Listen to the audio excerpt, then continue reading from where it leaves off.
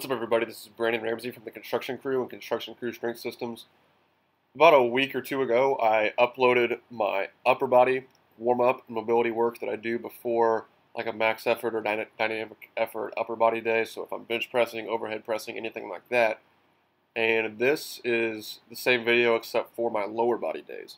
So this is the warm-up that I'll go through before a squat session, before a deadlift session or whatever. And on this day, I believe I was working up to a max effort pull with some additional accommodating resistance with chains. So a lot of the foam roller work that I do is pretty similar to what I do on my upper body days. I'll go over both my lats, I'll go over my back, my low back, stuff like that, work my way down to my hamstrings. But from there, I'll do a lot more work overall to get ready for my lower body days. As you can see, despite the length of the video, this one is closer to 8 minutes long as opposed to just a few minutes. A lot of the stuff that I do for my warm-ups, whether it's upper body or lower body, is honestly just kind of stolen from some other people, whether it's people that I've worked out with in the past or people I've seen on YouTube, and then also just some trial and error, things that I think feels really good, some things that help me get loosened up or ready to do a certain movement. And a few of my favorite people I like to steal things from, certainly Bryce Lewis from the Strength Athlete is somebody that I've taken quite a bit of stuff from, and then obviously Kelly Starrett from Mobility WOD are two people that I take a lot of things from.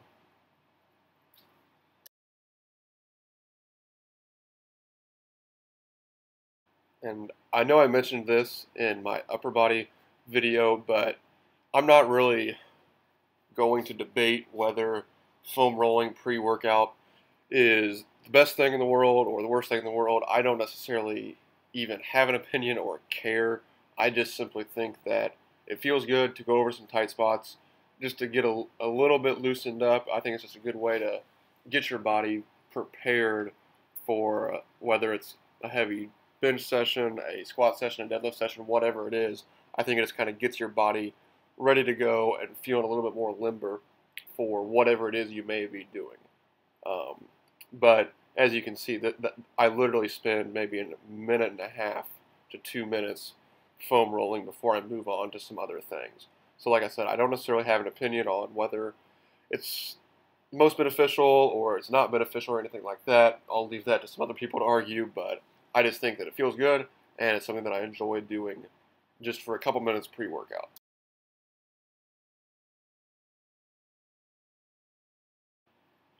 This is where my lower body warm-up will start to differ a little bit from my upper body sessions. I'll go over my quads for maybe 30 seconds per side.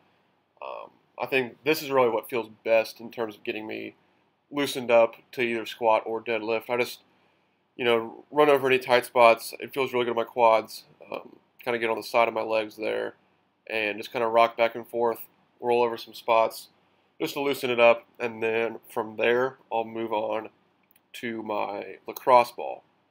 My lacrosse ball work, pretty much all I do is just put it right around my hip joint, and I'll just kind of smash out any tight areas that I might have, just to loosen up the hips, open up the hips. And once again, all of these things are things that I think it's more important just to do to get your body feeling good moving into your movements. I don't think that it's something like you shouldn't sit there and smash out your quads or your hips or your upper body or anything for 10 minutes before a heavy session. I think it's just something that you do to get your body ready to go for your lift. After I finish up my lacrosse ball work, I'll start moving around a little bit. Probably my overall favorite thing to do before a lower body session, which you'll see in this next clip coming up here, is using the hip circle from Mark Bell and the guys at howmuchyoubench.net. I know they just recently came out with a new one, like the grippy hip circle or whatever. It's the black one that kind of helps it not slide down your legs. I just still have the old red one, but it works really just the same.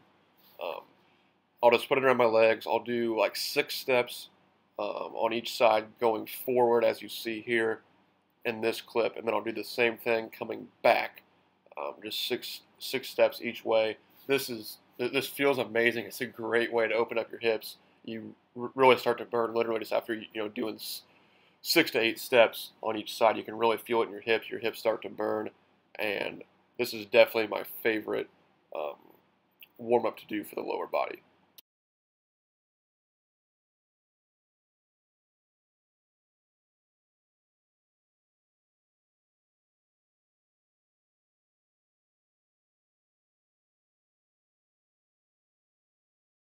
And like I said, once I go back and forth like that, I will just I'll do 8 steps, just leading with either leg.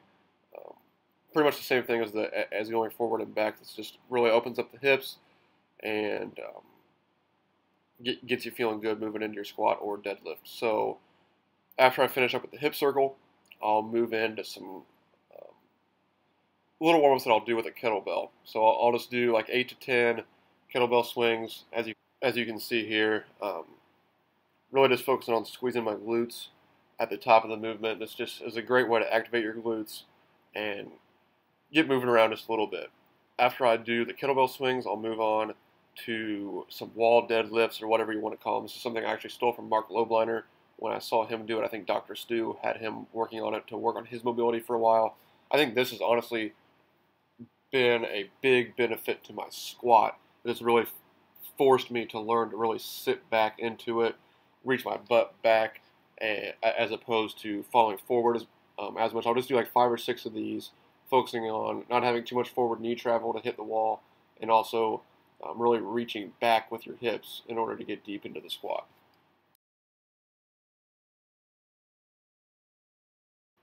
The next movement that I'll do are just some glute ham raises, except I'm pretty much only using my glutes to lift myself up. So I'll just do 3 reps of this, essentially just squeezing my glutes to lift myself up. This is a great way to activate your glutes going into a squat or deadlift workout and really get everything firing in order to perform your best on your lower body movement.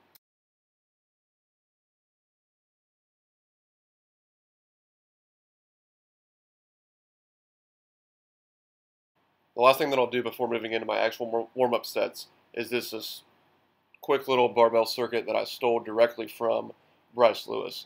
I'll do some stiff leg deadlifts here, just focusing on a little bit of stretching the hamstrings, getting my hamstrings firing, and then I'll move on to some barbell rows. I think I just did 10 of each of these, and you can obviously add in, you can do 2 or 3 rounds of this if you feel like you need to.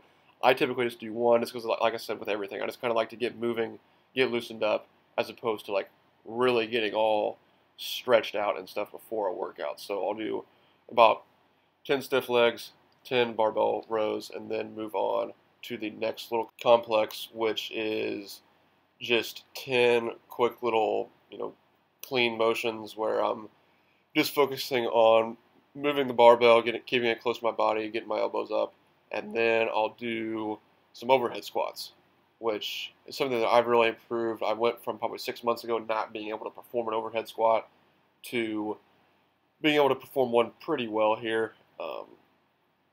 And that's pretty much all I'll do for my warm-ups. So thank you guys for watching. Comment below if you do anything else, and leave this video a like. Thanks for watching, and subscribe to the channel.